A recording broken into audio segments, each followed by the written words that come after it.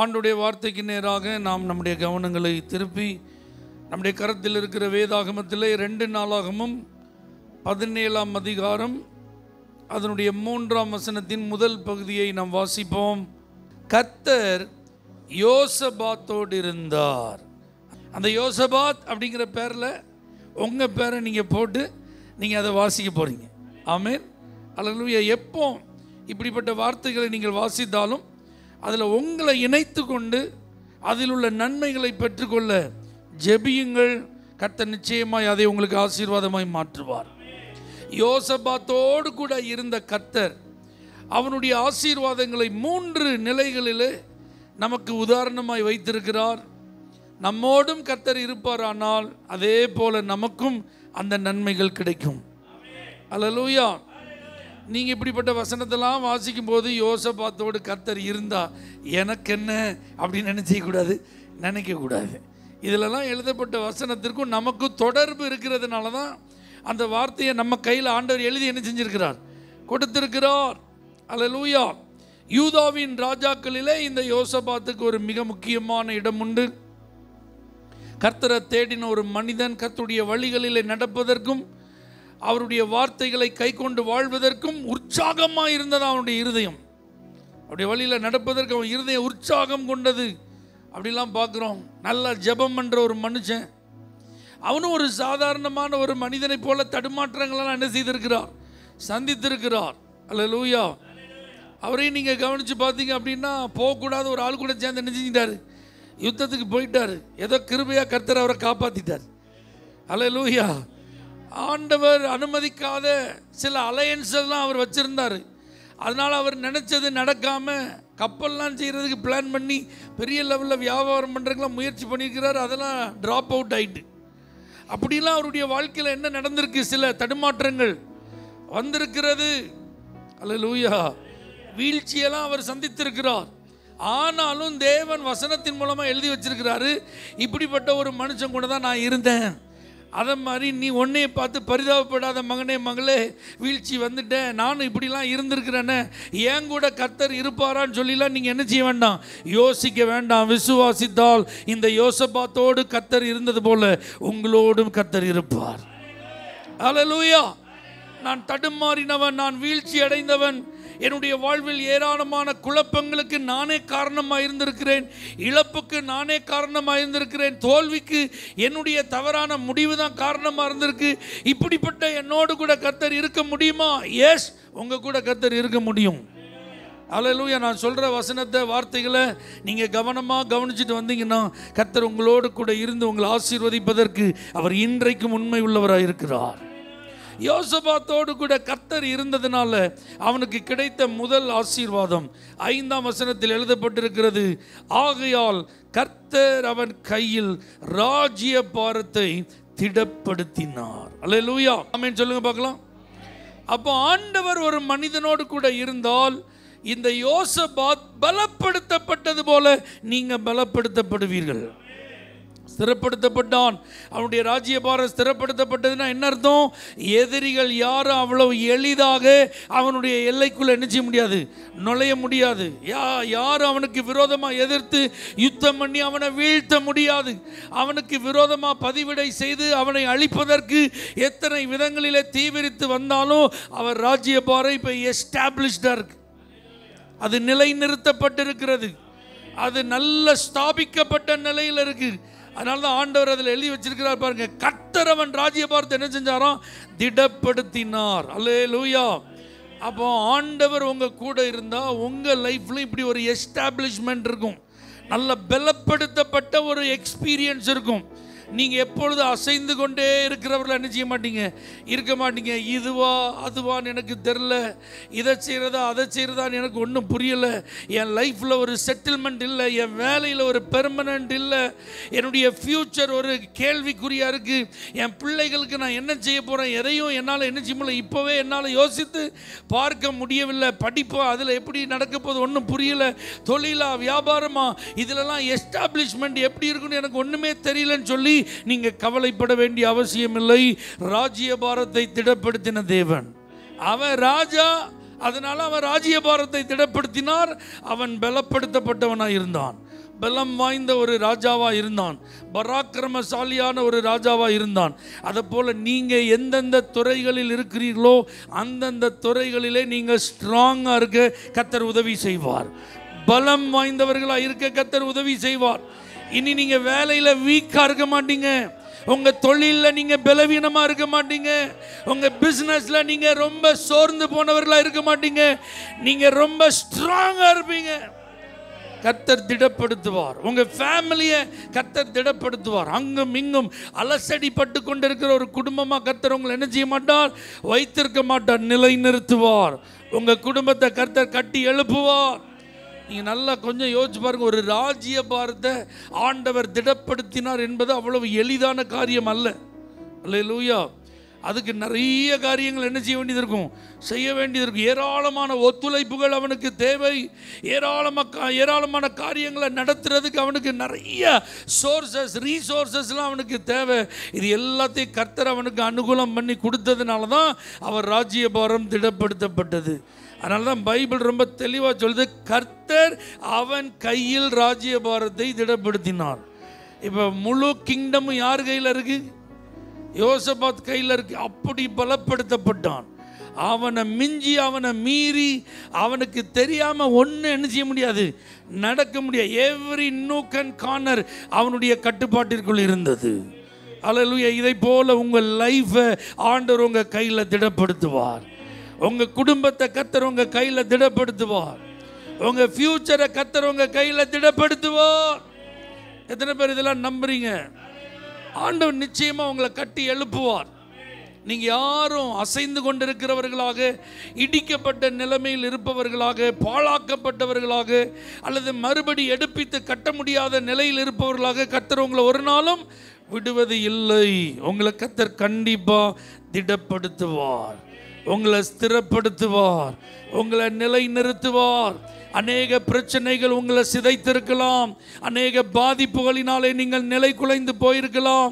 சத்துருக்களின் கிரியைகள் உங்கள் வாழ்வில் அது வெளிப்பட்டதுனால பல பாடுகளையும் பல பாதிப்புகளையும் நீங்கள் கடந்து வந்து, இதெல்லாம் நான் என்னைக்கு சரி செய்ய போகிறேன், இதில் இருந்தெல்லாம் நான் என்னைக்கு மீண்டு வர போகிறேன், இதெல்லாம் எப்போ எனக்கு செட்டில் ஆக போகுது என்கிற ஒரு பெரிய கேள்விக்குறி உங்கள் மனதில் இருந்துகிட்டே இருக்கலாம். ஆனால் கர்த்தருடைய ஆவியானவர் இன்னைக்கு உங்களை பார்த்து சொல்கிறாரு, உங்கள் குடும்பத்தை கர்த்தர் உங்கள் கையில திடப்படுத்தி தருவார். உங்க கட்டுப்பாட்டிற்குள்ள கர்த்தர் தருவார். உங்க கண்ட்ரோலை மீறி எதையும் இருக்க ஆண்டவர் விட மாட்டார். எல்லாவற்றையும் ஆண்டவர் உங்க ஆளுகைக்குள்ள கொண்டு வருவார், உங்க அதிகாரத்துக்குள்ள கொண்டு வருவார், உங்க மேற்பார்வைக்கு கொண்டு வருவார், உங்க கைக்குள்ள கர்த்தர் கொண்டு வருவார். திடப்படுத்தினார். அதனால யோசபாத் பலப்படுத்தப்பட்டான். அப்ப கர்த்தர் உங்க கூட இருந்தா நீங்களாம் எப்படி மாறிடுவீங்க? பலப்படுத்தப்பட்டவர்களாய் மாறுவீர்கள், பலப்படுத்தப்படுவீர்கள். அல்லேலூயா. நீங்கள் யார் என்ன வீக்காக நிச்சய மாட்டீங்க, இருக்க மாட்டீங்க. எந்த ஏரியாலையும் நீங்கள் வீக்காக இருக்க மாட்டீங்க. எல்லா ஏரியாவும் பலப்படுத்தப்பட போகிறது. எங்கேயும் சத்துரு உள்ள நுழைய ஒரு வாசல் அவனுக்கு இனிமேல் என்ன செய்ய போகிறதில்ல, இருக்க போகிறதில்ல. இந்த ஏரியாவில் தான் அவங்க ஸ்ட்ராங், ஆனால் இந்த ஏரியாவில் அவங்க வீக். அவங்க வீக்னஸ் எனக்கு தெரியும், அதை நான் பயன்படுத்தி நான் என் காரியத்தை சாதிச்சிருவேன். இதுவரைக்கும் சில மனிதர்கள், சில சத்துருக்கள் எழும்பி உங்களுக்கு விரோதமாக போராடி உங்களுக்கு ஒரு பெரிய பாதிப்பை, வீழ்ச்சியை ஏற்படுத்தி இருக்கலாம். இனி பலவீனப்பட்ட பகுதிகளும் பலப்படுத்தப்பட போகிறது. எங்கெல்லாம் பலவீனம் என்று நீங்க பார்த்தீங்களோ அங்கெல்லாம் கர்த்தர் உங்களை, அவர் உங்களோடு கூட இருந்து உங்களை பலப்படுத்த போகிறார். ஏன்னா இப்போ உங்க கூட யார் இருக்கா? பராக்கிரமசாலியாகிய கர்த்தர் இருக்கிறார், சேனைகளின் கர்த்தர் இருக்கிறார், சர்வ வல்லமையுள்ள கர்த்தர் இருக்கிறார், ஓங்கிய புயத்தையும் பலத்த கரத்தையும் உடைய கர்த்தர் இருக்கிறார், ராஜாக்களை தள்ளி ராஜாக்களை ஏற்படுத்துகிற கர்த்தர் உங்களோடு இருக்கிறார். அல்லேலூயா. காலங்களையும் சமயங்களை மாற்றுகிற கர்த்தர் உங்களோடு கூட இருக்கிறார். அவர் சொல்ல ஆகும், அவர் கட்டளையிட நிற்கும். அப்போ உங்களெல்லாம் ஆண்டவர் என்ன செய்ய போறார்? பலப்படுத்த போகிறார். நீங்க இதை நம்புறீங்களா? ரெண்டாவது, கர்த்தர் யோசபாத்தோடு கூட இருந்ததுனால என்ன நடந்தது அப்படின்னு நீங்க பார்த்தீங்கன்னா 12வது வசனத்தில், இப்படியே யோசபாத் வர வர மிகவும் பெரியவனாகி. ஹல்லேலூயா. கர்த்தர் உங்க கூட இருந்தா நீங்க பலப்படுத்தப்படுகிறதோடு கூட மாத்திரமல்லாமல் பெரியவர்களாவீர்கள். கர்த்தர் உங்களை எப்படி மாற்ற போகிறார்? பெரியவர்களா மாற்ற போகிறார். சில கிராமங்களில் சில அடையாளங்கள் இருக்கும். அந்த பெரிய வீட்டுக்காரங்க, அல்லேலூயா, அந்த ஆறுகள், அந்த பெரிய வீடு, அந்த பெரிய மனுஷன், அப்படி சில மிக முக்கியமான நபர்களுக்கு தான் இப்படி அடையாளங்கள் என்ன செய்யும் இருக்கும். அதே மாதிரி கர்த்தர் ஒரு மனிதனாகி இந்த யோசபாத்தோடு கூட இருந்ததுனால அவன் வர வர எப்படி இருந்தானா, பெரியவன் ஆனான்னா. இதை மாதிரி ஆண்டவர் உங்கள் கூட இருக்கிறதுனால உங்களை கர்த்தர் வர வர எப்படி மாற்ற போகிறாரு, பெரியவர்களாக மாற்ற போகிறார். இந்த பிஸ்னஸ் டேர்மில் சொல்லுவாங்க பிக் ஷாட் அப்படி சொல்லுவாங்க. அல்லேலூயா. பெரிய பணக்காரங்க இருக்காங்க பார்த்தீங்களா, பெரிய தொழில் செய்கிறவங்க, செல்வந்தர்கள், மிகப்பெரிய கோடீஸ்வரர்கள் இருக்கிறாங்களே, அவங்கள குறிப்பதற்கு ஒரு வேர்டு பயன்படுத்துவாங்க. என்னது அது? Big shot. அதை எல்லாருக்கும் என்ன செய்ய மாட்டாங்க, பயன்படுத்த மாட்டாங்க. ஆனால் நான் இன்னைக்கு ப்ராஃபஸியாக சொல்கிறேன், கர்த்தர் உங்கள் கூட இருக்கிறதுனால உங்கள் ஏரியாவில் நீங்கள் தான் பிக் ஷாட், உங்கள் தெருவில் நீங்கள் தான் பிக் ஷாட், உங்கள் ஃபேமிலியில் நீங்கள் தான் பிக் ஷாட், உங்கள் பிஸ்னஸ் லைனில் நீங்கள் தான் பிக் ஷாட், நீங்கள் செய்கிற ப்ரொஃபஷனில் நீங்கள் தான் பிக் ஷாட். ஆமென். உங்கள் கேரியரில் நீங்கள் தான் பிக் ஷாட், உங்கள் காலகட்டத்தில் நீங்கள் தான் பிக் ஷாட், உங்கள் சம வயது உடையவர்களுக்கு மத்தியில் நீங்கள் தான் பிக் ஷாட், உங்கள் உறவுகளுக்கு மத்தியில் நீங்கள் தான் பிக் ஷாட். கர்த்தர் உங்களை பெரியவர்களாய் மாற்றுவார். எல்லா ஃபீல்ட்லையும் நீங்கள் பெரியவங்களா இருப்பீங்க. அல்லேலூயா. இந்த யோசபாத் பெரியவன் ஆனான். வர வர அவன் என்ன செஞ்சானா, அவர் ராஜா தானே, அவர் ராஜாவானான்னு எழுதி வச்சா போதாதா? அல்லேலூயா. அவனுடைய தகப்பன் ஆசாவுக்கு பிறகு யோசபாத் ராஜாவானான், அவன் ராஜ்யபாரம் பண்ணினான் அப்படின்னு ஆண்டவர் எழுதி வச்சுட்டு என்ன செஞ்சிருக்கலாம், போயிருக்கலாம். ஆனால் அவனை குறித்து வர வர அவன் என்ன செஞ்சானா, பெரியவனாகி. ஆகவே வழக்கமான அடையாளத்தோடு உங்களை நிறுத்த கர்த்தர் விரும்பலை, உங்களை பெரியவர்களாய் அடையாளப்படுத்துகிற ஒரு தேவன். ஈசாக்கை கர்த்தர் ஆசீர்வதிச்சாரா, அதனால அவன் வர வர விருத்தியடைந்து ஐஸ்வர்யவானாகி மகா பெரியவனானான். அல்லேலூயா. கர்த்தர் மட்டும் உங்க கூட இருந்துட்டார்னா உங்க லொக்காலிட்டியில் நீங்க தான் பெரிய ஆளு, உங்க எல்கையில் நீங்க தான் பெரிய ஆளு, உங்க ஏரியாவில் நீங்க தான் பெரிய ஆளு, உங்க ஃபீல்டில் நீங்க தான் பெரிய ஆளு. கர்த்தர் உங்களை பெரியவர்களாய் மாற்றுவாராக. நீங்க அதை நம்புறீங்களா? நான்லாம் இன்னைக்கு பெரிய ஆள் ஆகிறது அப்படி நீங்க நினைக்கிறீங்களா? அல்லது எல்லாத்திலையும் கர்த்தர் உங்களை பெரியவர்கள் என்ன செய்வார், மாற்றுவார். அல்லேலூயா. இவனை பாருங்களேன், ஆண்டவர் அவனுடைய ராஜ்யபாரத்தை திடப்படுத்தினதுனால யூதா கோத்திரத்தார் எல்லாரும் யோசபாத்துக்கு காணிக்கைகளை கொண்டு வந்தார்கள். அவனுக்கு ஐஸ்வர்யமும் கனமும் எப்படி இருந்ததாம், மிகுதியாக இருந்தது. இப்போ யூதா கோத்திரத்திலேருந்து இவனுக்கு நிறைய கிஃப்ட்ஸ்லாம் என்ன செய்யுது, வருது. அதனால இவன் ரேஞ்சே கூடிட்டு இருக்கு, இவன் லெவலே மாறிட்டு இருக்கு, இவனுடைய ஐஸ்வர்யம்லாம் என்ன செஞ்சிட்டு இருக்கு, பெருகிட்டு இருக்கு, இவனுக்குரிய மதிப்பு, மரியாதை, கனம் எல்லாம் அதிகமாயிட்டே இருக்கு. அதனால தான் அவன் வர வர என்னதான் மாறிட்டு இருக்கான், பெரியவனாய் மாறுகிறான். அல்லேலூயா. அதோடு கூட மாத்திரம் அல்லாமல் ஆண்டவர் எழுதி வச்சிருக்கிறார் பாருங்க, 11வது வசனம். பெலிஸ்தரிலும் சிலர் யோசபாத்துக்கு பகுதி பணத்தோட கூட காணிக்கைகளை கொண்டு வந்தார்கள். அரபியரும் அவனுக்கு 7700 ஆட்டுக்கடாக்களையும் 7700 வெள்ளாட்டுக்கடாக்களையும் கொண்டு வந்தார்கள். அவன் வர வர பெரியவனா மாறுறதுக்கு அவனுடைய சோர்ஸ் ஆஃப் இன்கம் கர்த்தர் எப்படி இன்க்ரீஸ் பண்றார் பாருங்க, அவனுடைய வருமானத்தை கர்த்தர் எப்படி பெருக பண்றார் பாருங்க, அவனுடைய பலத்தை கர்த்தர் அதிகரிக்க பண்ணுவதற்கு, அவன் பெரியவராய் அடையாளப்படுத்தப்படுவதற்கு என்னென்ன செய்யணுமோ எல்லாத்தையும் கர்த்தர் செய்கிறார். எங்க இருந்து அவனுக்கு தேடி வரணுமோ எல்லாம் வருதுங்க. நீங்க பெரியவர்களாய் மாறுவதற்கு உங்க சர்க்கிள்ல இருந்து வரப்போகுது, அவுட்டர் சர்க்கிள்ல இருந்து வரப்போகுது, உள்ளூர்ல இருந்து வரப்போகுது, வெளியூர்ல இருந்து வரப்போகுது, உள்நாட்டில் இருந்து வரப்போகுது, வெளிநாட்டில் இருந்து வரப்போகுது, உங்களுக்கு அறிமுகமானவர்கள்ட்ட இருந்து வரப்போகுது, அறிமுகமே இல்லாதவர்கள்ட்ட இருந்து வரப்போகுது. பெலிஸ்தரிலும் சிலர் கொண்டு வந்து கொடுத்துருக்குறாங்க, அரபியரும் கொண்டு வந்திருக்காங்க, கல்ஃபில் இருந்துலாம் உங்களுக்கு ஆசீர்வாதம் வரப்போகுது. ஆமென் சொல்லுங்க பார்க்கலாம். எத்தனை பேர் இதெல்லாம் நம்புறீங்க? உங்களை ஆண்டவர் பெரியவர்களாய் மாற்ற சித்தம் கொண்டுதான் இன்றைக்கு பேசி கொண்டிருக்கிறார். ஏன்னா அவர் உங்க கூட இருக்கிறதுனால நீங்கள் சாதாரணமானவர்களாக இருப்பது அவருடைய விருப்பம் அல்ல, நீங்கள் பெரியவர்களாக இருக்க வேண்டும் என்று கர்த்தர் விரும்புகிறார். நிச்சயம் நீங்கள் உங்கள் குடும்பத்தில் பெரியவங்களை நினைச்சுவீங்க. சின்ன ஆளாக பிறந்திருக்கலாம், கடைசி ஆளாக இருக்கலாம், அல்லது மற்றவர்களோடு ஒப்பிட்டு பார்க்கும்போது அவங்கள மாதிரி இல்லைன்னு சொல்லி இதற்கு முன்பு நீங்கள் என்ன செஞ்சிருக்கலாம், உங்கள் நிலைமை அப்படி இருந்திருக்கலாம். ஆனால் கர்த்தர் உங்கள் கூட இருக்கிறதுனால இனி நீங்கள் வர வர பெரியவர்களாய் மாறுவீர்கள். பலப்படுத்தப்பட்டான், பெரியவன் நான். கர்த்தர் யோசபாத்தோடு கூட இருந்ததுனால மூணாவது அவனுக்கு என்ன ஆசீர்வாதம் தெரியுமா? 13வது வசனம் பாருங்க. யூதாவின் பட்டணங்களில் அவன் பெரிய வேலைகளை நடத்தினான். ஒரு அலையிலேயே சொல்லுங்க பார்க்கலாம். அவன் பலப்படுத்தப்பட்டான், பெரியவனானான், பெரிய வேலைகளை நடத்தினான். கர்த்தர் உங்க கூட இருந்தா நீங்க செய்யற வேலையெல்லாம் சாதாரணமா இருக்காது, எல்லாம் பெரிய வேலையா தான் இருக்கும். ஆர்டினரி ப்ராஜெக்ட் அனுப்பிச்சியாது இருக்காது, எல்லாம் பிக் ப்ராஜெக்டாக தான் இருக்கும், எல்லாம் பெரிய பெரிய ப்ராஜெக்டாக தான் இருக்கும். இதுவரைக்கும் லட்சங்களில் இருந்த ப்ராஜெக்ட்லாம் க்ரோர்ஸில் போக போகுது, சில ஆயிரங்களில் இருந்ததெல்லாம் பல லட்சங்களுக்கு போக போகுது. ஒன்றுமே இல்லாமல் சாதாரணமாக இருந்து நீங்கள் செஞ்சுட்டு இருக்கிற வேலையெல்லாம் கர்த்தர் பெரிய வேலையாய் மாற்ற போகிறார். உங்கள் கைகளிலே நிறைய பெரிய ப்ராஜெக்ட்ஸை கர்த்தர் கொடுக்க போகிறார். பெரிய வேலைகளை நடத்துகிறவர்களாய் நீங்கள் மாறப்போகிறீர்கள்.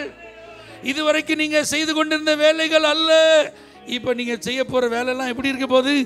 பெரிய வேலைகள். யோசபாத்தை குறித்து எவ்வளோ அழகாக ஆண்டவர் எழுதி வச்சிருக்கிற பாருங்க. அவன் பெரிய வேலைகளை நடத்தினான். அப்போ பெரிய வேலையை நடத்தணும்னா அதுக்கு வேண்டிய ஆட்கள் வேணும்ல. அதுக்கு கீழே அவனுக்கு எத்தனை பேர் சப்போர்ட்டுக்கு இருந்திருக்கிறாங்க அப்படிங்கிறதெல்லாம் ஆண்டவர் எழுதி வச்சிருக்கிறார் பாருங்க. தங்கள் பிதாக்களின் வம்சங்களின்படி அவர்களுடைய இலக்கம் சொல்லி யூதாவிலே 1000க்கு அதிபதிகளில் அத்னா தலைமையானவன். அவன்கிட்ட பராக்கிரமசாலிகள் எவ்வளோ பேர் இருந்தாங்களாம்? 3 லட்சம். அவனுக்கு உதவியா யோகனான் அப்படின்னு ஒரு சேனாதிபதி, அவன் பக்கத்தில் 2,80,000. அவனுக்கு உதவியா கர்த்தருக்கு தன்னை உற்சாகமாய் ஒப்பு கொடுத்த சிக்ரியின் குமாரனாகிய அமசியா இருந்தான். அவனிடத்தில் பராக்கிரமசாலிகள் 2 லட்சம். பென்யமீனிலே எலியாதா என்னும் பராக்கிரமசாலி இருந்தான். அவனிடத்தில் வில்லும் கேடகமும் பிடிக்கிறவர்கள் 2 லட்சம். அவனுக்கு உதவியாக யோசபாத் இருந்தான். அவனிடத்தில் சேவகத்திற்கு ஆயுதபாணிகள் 1,80,000 பேர் இருந்தார்கள். அல்லேலூயா. பெரிய வேலையை நீங்க செய்ய போறீங்கன்னா உங்களுக்கு உதவிக்கும் பெரிய பெரிய ஆட்களை தருவார். உங்களுக்கு பக்கபலமா உங்க காரியங்களை எடுத்து நடத்த நல்ல பிக் ஷாட்ஸ் எல்லாம் கர்த்தர் என்ன செய்வார்? தருவார். திறமையானவர்கள் எல்லாம் கர்த்தர் தருவார். அனுபவம் உள்ளவங்களெல்லாம் கர்த்தர் தருவார். பொறுப்புள்ளவர்களெல்லாம் கர்த்தர் தருவார். உண்மையாய் காரியத்தை நடப்பிக்கிறவர்களை கர்த்தர் உங்களுக்கு தருவார். வெற்றிகரமாக அந்த வேலையை செய்து முடிப்பதற்கு தேவையான நல்ல நபர்களை கர்த்தர் உங்களுக்கு தருவார். நீங்க பெரிய வேலைகளை நடப்பிப்பீர்கள். உங்க கையினால நிறைய பெரிய காரியங்கள் நடக்க போகுது. நீங்க நிறைய பெரிய காரியங்களை தலைமை தாங்கி நடத்த போறீங்க. உங்க மூலமா நிறைய பெரிய ப்ராஜெக்ட்ஸ் எல்லாம் என்ன செய்ய போகுது? நடக்க போகுது. ஒருவேளை நீங்க நினைக்கலாம், நான் படிக்கல, எனக்கு வயசு போயிட்டு, எனக்கு அந்த அளவுக்கு அனுபவம் கிடையாது, எனக்கு அந்த அளவுக்கு ஆற்றல் கிடையாது நீங்க நினைக்கலாம். வீட்டை கட்டிப்பாரு, கல்யாணத்தை நடத்திப்பாருன்னு நம்ம ஆட்கள் சொல்லியிருக்கிறாங்களே. ஒரு பெரிய வீட்டை கட்ட கர்த்தர் உங்களுக்கு கிருபை தருவார். நல்ல பிரம்மாண்டமான முறையில் உங்க வீட்டில் திருமண காரியங்களை நடத்த கர்த்தர் உங்களுக்கு கிருபை தருவார்.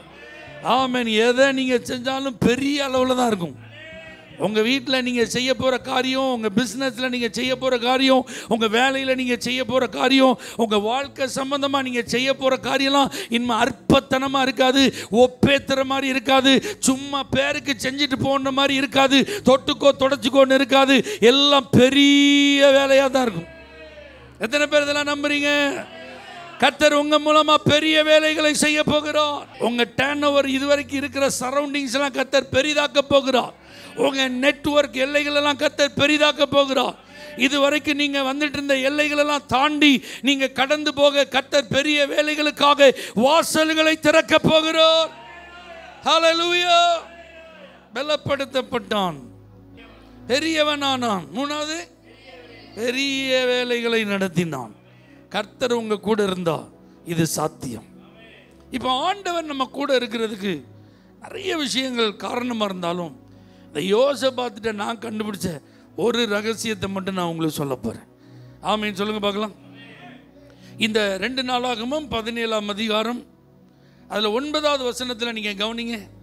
இவர்கள் யூதாவிலே உபதேசித்து கர்த்தருடைய வேத புஸ்தகத்தை வைத்துக்கொண்டு யூதாவின் பட்டணங்களில் எல்லாம் திரிந்து ஜனங்களுக்கு போதித்தார்கள். ஏன்னா கர்த்தருடைய வழிகளில் இவனுடைய இருதயம் உற்சாகமாக இருந்ததுனால எல்லா ஜனங்களுக்கும் வேதம் தெரியணும், கர்த்தருடைய வார்த்தை தெரியணும், ஆண்டுடைய வசனம் என்ன சொல்லுதுன்னு அவங்க அறிஞ்சு அதன்படி நடக்கணும். அதனால அதற்கு அவர்களுக்கு அந்த வசனம் போய் சேரணும். அல்லேலூயா.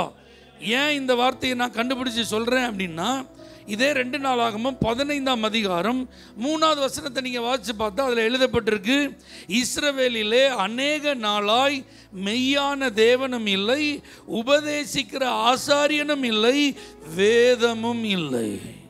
எவ்வளோ வருத்தமான வார்த்தை பார்த்தீங்களா? மெய்யான தேவன் இல்லையா, உபதேசிக்கிறதற்கு ஆசாரியன் இல்லையா, வேதமும் இல்லையா. இந்த குறையை இவன் கண்டுபிடிச்சிட்டான். ஆமென்.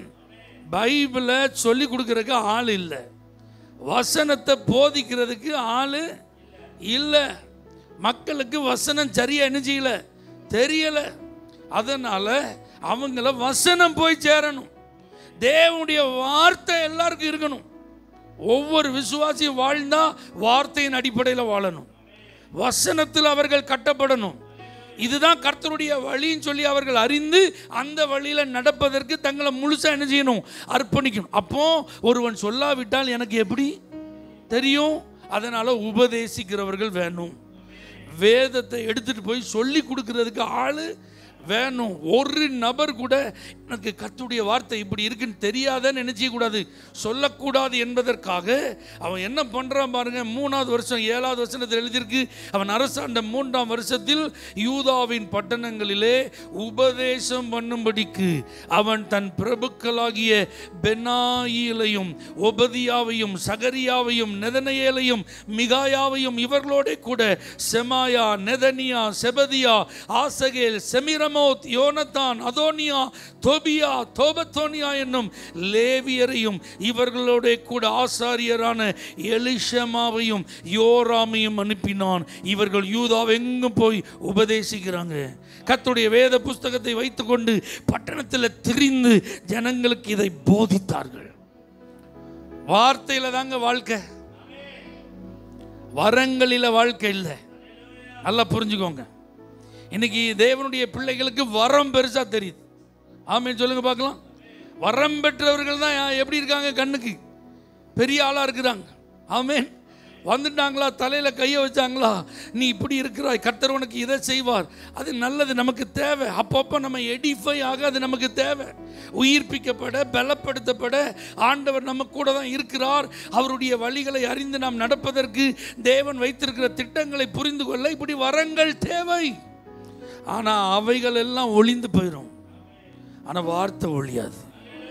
உங்களுக்கு அப்போ யார் தேவை? வார்த்தையை சொல்லித்தரவங்க தான் தேவை. ஆமென் சொல்லுங்க. வரங்களை கையாண்டு வந்துட்டு போகிறவங்க நமக்கு பெருசு கிடையாது, அவர்கள் அவசியம். தேவைப்படும் போது உடம்பு சரியில்லைன்னா டாக்டர்கிட்ட போயிட்டு வரோம் பார்த்தீங்களா, நம்ம அதுக்காக டாக்டரே வேண்டான்னு சொல்லலை, டாக்டர் வேணும். ஆனால் எப்போ வேணும்? தேவைப்படும் போது வேணும். ஆனால் எப்பவுமே என்ன வேணும்? வார்த்தை வேணும். ஒவ்வொரு தேவ பிள்ளைகளும் இதை நீங்கள் புரிஞ்சுக்கோங்க.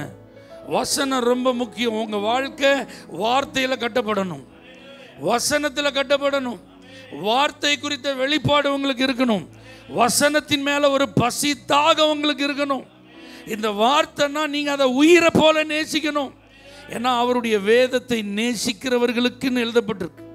அல்லேலூயா. இரவும் பகலும் அதை தியானிப்பவர்கள் என்று குறிப்பிடப்படுகிறது. அதில் பிரியமா இருப்பவர்கள் என்று எழுதப்பட்டிருக்கு. அப்போ அந்த ஒரு நபராக நீங்கள் இருந்தீங்கன்னா நீங்கள் பலப்படுத்தப்படுவது நிச்சயம், நீங்கள் பெரியவர்களாவது நிச்சயம், பெரிய வேலைகளை எடுத்து நடப்பிப்பது நிச்சயம். ஆமென் சொல்லுங்க. கர்த்தர் உங்கள் கூட இருக்கணும்னா வார்த்தை கூட இருக்கணும். இந்த வார்த்தை சொன்னாதான் உங்களுக்கு தெரியும் கர்த்தருக்கு எது பிடிக்கும், கர்த்தருக்கு எது பிடிக்காது. இந்த வார்த்தையில் தான் கர்த்தருடைய வழி எது, உங்களுடைய வழி எதுங்கிறது அடையாளம் காணப்பட முடியும். இந்த வார்த்தையை மையமாக வச்சு தான் நம்முடைய வாழ்க்கை சுழன்று கொண்டே இருக்க வேண்டும். இந்த வார்த்தையின் அடிப்படையில் தான் நம்ம வாழ்வதற்கு நம்மை அர்ப்பணிக்க வேண்டும்.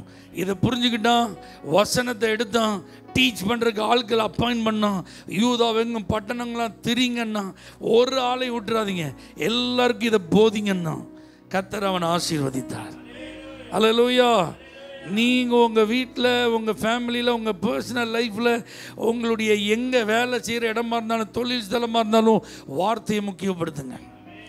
எங்கே போனாலும் உங்கள் கையில் என்ன இருக்கட்டும்? பைபிள் இருக்கட்டும். எங்கே நேரம் கிடைச்சாலும் உட்காந்து எதை எடுத்து வாசிங்க? பைபிளை எடுத்து வாசிங்க. பைபிளை கடமைக்காக வாசிக்கிறவங்கள நாம் இருக்கக்கூடாது. நல்லா புரிஞ்சுக்கோங்க. இந்த வார்த்தைகள் எல்லாம் தேவனுடைய பிள்ளைகள் மூலமாக மற்றவர்களை அடைவதற்கு எப்படி வந்தது அப்படின்னு நீங்கள் பார்த்தீங்கன்னா, ஆரம்ப நாட்களில் பிரிண்ட் பண்ணி என்ன செஞ்சாங்க, கொடுத்துட்டே இருந்தாங்க. அதுக்கப்புறம் ரேடியோவில் என்ன செஞ்சாங்க, வார்த்தைகளை பேச ஆரம்பித்தாங்க. அதுக்கப்புறம் டிவியில் என்ன செய்ய ஆரம்பித்தாங்க, பேச ஆரம்பித்தாங்க. இப்போ சோஷியல் மீடியான்னு ஒன்று வந்துட்டு, அல்லேலூயா. இப்போ பார்க்கவும் செய்யலாம், கேட்கவும் செய்யலாம். அல்லேலூயா. அந்த அளவுக்கு நமக்கு டெக்னாலஜியை கர்த்தர் தந்து இந்த வார்த்தையை நம்ம இன்னும் நன்கு அறிந்து கொள்ள நிறைய ஏதுக்கள் என்ன செய்திருக்கிறார், தந்திருக்கிறார். நம்முடைய கருத்தில் நாம் பேசுகிற தாய்மொழியிலேயே பைபிளை கர்த்தர் தந்திருக்கிறார். எத்தனையோ மொழிகள் பேசுகிற ஜனங்களுக்கு அவங்க பேசுகிற மொழியில் ஒரு வசனம் கூட நினைச்சில மொழிபெயர்க்கப்படவில்லை. உங்களுக்கு எனக்கு 300 வருஷத்திற்கு முன்பாகவே இந்த வேதத்தை கர்த்தர் நம்முடைய கருத்தில் தந்திருக்கிறார். வார்த்தைக்கு முக்கியத்துவம் கொடுங்க தேவ பிள்ளைகளே. வசனத்தில் கட்டப்படுவதற்கு உங்களை அர்ப்பணிங்க. வார்த்தையை அதிகமாக நேசிங்க. ஒவ்வொரு நாளும் ஆண்டவரோட ஜெபம் பண்ணுங்க. எனக்கு இன்னைக்கு ஒரு வார்த்தை வேணும் ஆண்டவரே, எனக்கு இன்னைக்கு ஒரு வசனத்தை தாங்கப்பா, என் கூட நீங்கள் பேசுங்க, ஏதாவது ஒரு வசனத்தை எனக்கு தாங்கன்னு சொல்லி நீங்கள் கேளுங்க. ஆண்டவர் உங்கள்கிட்ட பேசுவார். அப்படிலாம் கேட்கறதுனால தான் கர்த்தர் தருகிறார். அதை உட்கார்ந்து மெடிடேட் பண்ணி தான் உங்கள்கிட்டலாம் நாங்கள் வந்து பேசிகிட்டு இருக்கோம். ஆமேன்னு சொல்லி சும்மா எதையாவது புரட்டிட்டு வந்து இதில் குறித்து வச்சுருக்கலாம் சொல்லி பேசினா அது ஆகாயத்தில் சிலம்பம் பண்ணுற மாதிரி ஆயிரும், ஒரு பிரயோஜனம் இல்லாமல் போயிடும். ஆனால் கர்த்தர் தந்த வார்த்தையாக இருந்தால் அது ஆத்துமாவை என்ன செஞ்சிட்ருக்கும், உயிர்ப்பிக்கும், உங்களை பலப்படுத்தும், உங்கள் இருதயத்தை அது அனல் மூட்டும், உங்கள் விசுவாசத்தை அது பலப்படுத்தும், ஒரு புதிய நம்பிக்கையை உங்களுக்குள் அது துளிர்விட செய்யும். வசனத்திற்கு இந்த யோசபாத் முக்கியத்துவம் கொடுத்தான். அவனும் அந்த வழிகளை நடப்பதற்கு இருதயத்தில் உற்சாகமாக இருந்தான். அதே நேரத்தில் தேசத்தில் உள்ள எல்லா ஜனங்களும் வசனத்திற்கு கட்டுப்பட்டவர்களாக இருக்கணும், வார்த்தையை அறிந்தவர்களாக இருக்கணும், வார்த்தையின்படி வாழ்வதற்கு தங்களை அர்ப்பணிக்க வேண்டும் என்பதில் அதிக கவனம் செலுத்தினதுனால அதுக்குன்னு ஒரு பெரிய டீமையே அப்பாயின்ட் பண்ணி அவங்கள தேசத்தில் அனுப்பி இந்த வேலைகளை எல்லாம் செய்தான். அதனால தான் பைபிள் எழுதி வச்சிருக்கிறார், கர்த்தர் யோசபாத்தோடே இருந்தார். நீங்கள் வசனத்துக்கு முக்கியத்துவம் கொடுத்து வாழ பழகுங்க. உங்கள் கூட யார் இருந்தாலும் இல்லாட்டினாலும் கர்த்தர் இருப்பார். கர்த்தர் உங்கள் கூட இருந்து வேறு யாருமே உங்கள் கூட இல்லாமல் இருந்தாலும் நீங்கள் பலப்படுத்தப்படுவீர்கள். கர்த்தர் உங்கள் கூட இருந்து உலகமே உங்களுக்கு விரோதமாக இருந்தாலும் நீங்கள் பெரியவர்களாய் மாறுவீர்கள். கர்த்தர் உங்கள் கூட இருந்து ஒருத்தருமே உங்களுக்கு சப்போர்ட் பண்ண வரலனாலும் நீங்கள் பெரிய வேலைகளை எடுத்து நடத்துவீர்கள். வசனத்திற்கு நம்மை அர்ப்பணிப்போம். கர்த்தர் நம்மை ஆசீர்வதிப்பார். கண்களை மூடி நாம் ஜெபம் பண்ணுவோம். எல்லாரும் எழுந்திருந்து ஆண்டோடு சொல்லுங்க, உம் வசனம்தான் பசியாற்றும் உணவு, உம்முடைய பிரசன்னம்தான் என்னுடைய தாகம் தீர்க்கும் தண்ணி. ஆண்டவரே, அந்த வார்த்தைக்கு நான் முக்கியத்துவம் கொடுப்பேன். ஆண்டவரே, ஆண்டோடு சொல்லுங்க, வசனத்தை நான் தவறாமல் வாசிப்பேன். ஆண்டவரே, அல்லேலூயா, அதை நான் கை கொள்வாண்டவரே. ஏதோ அதை சாதாரணமாக நான் நினைக்க மாட்டேன். ஆண்டவரே, தேங்க்யூ ஜீசஸ். உம் வசனம்தான் பசியாற்றும் உணவு, உம் பிரசனம்தான் தாகம் தீர்க்கும் தண்ணி. உம் வசனம்தான் பசியாற்றும் உணவு, உம் பிரசனம்தான் தாகம் தீர்க்கும் தண்ணி. நீரே என் வெளிச்சமும் மீட்புமானி, நீரே என் ஜீவனின் பலனானி. நீரே என் வெளிச்சமும் மீட்புமானி, நீரே என் ஜீவனின் பலனானி. நானும் அபிஷேக ஒலிவ மரம், உம் ஆலயத்தில் நடப்பட்டவன், உம் சமூகத்தில் வாழ்கின்றவன், உம்மையே நம்புவன். நானும் அபிஷேக ஒலிவ மரம், உம் ஆலயத்தில் நடப்பட்டவன்,